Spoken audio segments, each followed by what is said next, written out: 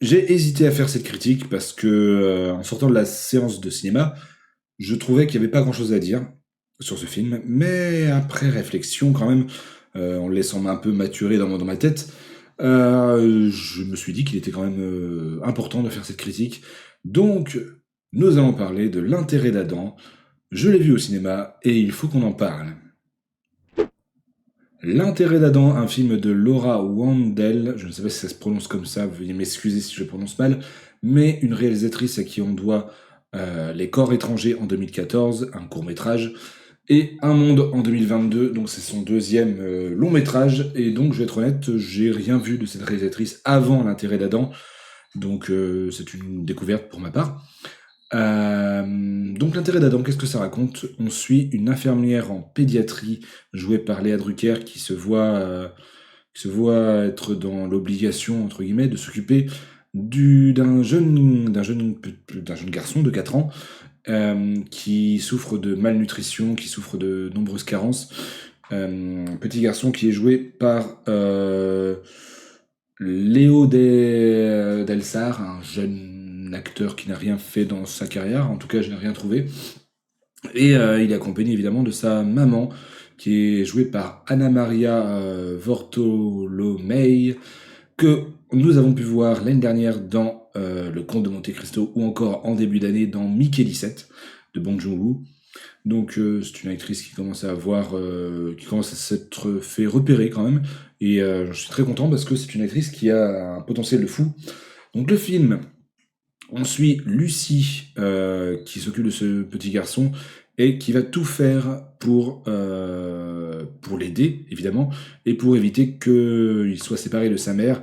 Alors, je ne l'ai pas dit, mais sa mère, du coup, c'est une maman qui est célibataire, une maman qui est seule, une maman qui a des problèmes, et une maman qui est peut-être un poil trop protectrice sur son enfant, ce qui lui fait par extension prendre de mauvaises décisions par moment, et ce qui peut éventuellement mettre la vie de son petit garçon en danger. Et là, le propos du film est là.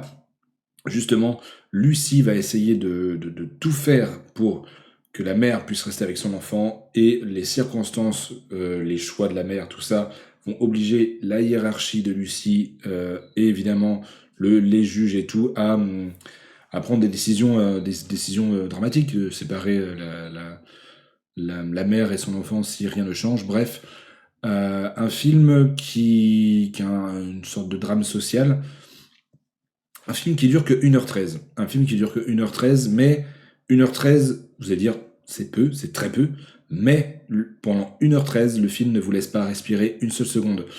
Un peu à la manière de Lucie, on est toujours en train de courir, on est toujours en train d'aller à droite, à gauche, surtout que le film a été filmé de manière un peu...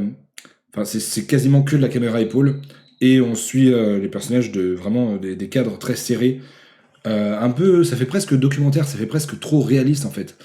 Et Lucie passe de patient en patient.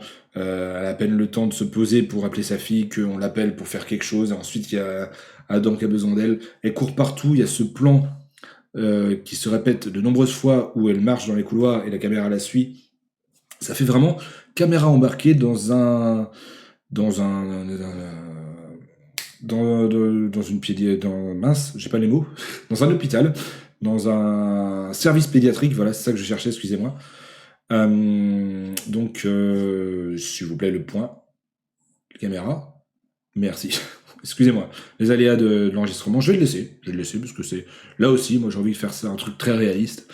Non, mais en vrai, c'est le film arrive à te tenir en haleine par rapport à Rebecca, donc la mère, et Adam, ce qu'il va se passer, les décisions qu'elle va prendre, parce que forcément, voilà, elle va prendre des mauvaises décisions, mais elle le fait pour le bien de son fils, et malheureusement, ça peut avoir des répercussions. Alors, comme je disais en intro, je suis sorti de la salle du cinéma en me disant, mais j'ai pas grand-chose à dire sur le film, mais en fait, si après je me suis posé la question, quels a été les objectifs de Laura Wandel en faisant ce film? J'ai pas cherché des trucs sur internet, j'ai vraiment essayé de faire mon propre avis, et à mon avis, à mon sens, elle a fait ce film pour mettre en avant les problèmes sociaux que certaines personnes rencontrent, qui peuvent, comme je l'ai dit, avoir des répercussions assez dramatiques, et potentiellement aussi mettre en avant les solutions proposées à ces personnes pour pouvoir éventuellement s'en sortir. C'est un film qui dénonce, mais qui prend pas parti. Les deux camps, que ce soit le corps médical et la justice, et de l'autre côté la mère et son enfant, ils ont chacun des arguments solides, ils ont chacun des raisons de faire ce qu'ils font. Et, euh, et en tout cas, moi, le film ne m'a pas dit prends parti et puis choisis pour qui, de quel côté tu es. Vraiment, on se retrouve au milieu et il y a ces trois personnages, donc Lucie, l'infirmière, Rebecca, la mère, et puis Adam. Il y a aussi Naïm, qui est donc le responsable de Lucie, qu'on voit de temps en temps. Il y a la déléguée de pas la juge, mais celle qui va prendre les décisions et qui va justement en parler à la juge après, enfin qui va constater des trucs et en parler à la juge, qu'on voit de temps en temps. Mais c'est vraiment l'histoire gravite vraiment autour de ces trois personnages. Dans le dernier tiers du film, il y a bien le père de Adam qui fait son apparition, mais le personnage est anecdotique, hein, vraiment. Les trois principaux personnages, c'est Rebecca, Lucie et Adam, et ce trio, vraiment, comme je vous l'ai dit, nous tient en haleine, vraiment. 1h13, c'est un parti pris qui est risqué.